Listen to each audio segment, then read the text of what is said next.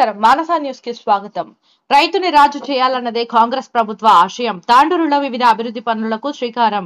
అభివృద్ధి పనులకి ప్రారంభోత్సవం, శంకుస్థాపనలు చేసిన స్పీకర్, రాష్ట్ర మంత్రులు పొంగులేటి శ్రీనివాసరెడ్డి, కోమటిరెడ్డి వెంకటరెడ్డి.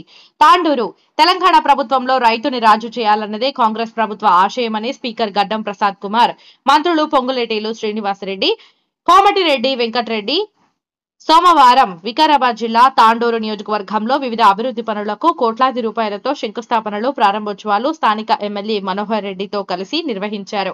ఈ సందర్భంగా మార్కెట్ కమిటీ చైర్మన్ ప్రమాణ స్వీకార మహోత్సవం కార్యక్రమానికి ముఖ్య అతిథిగా హాజరై మాట్లాడుతూ పెద్దేముల్ మండలం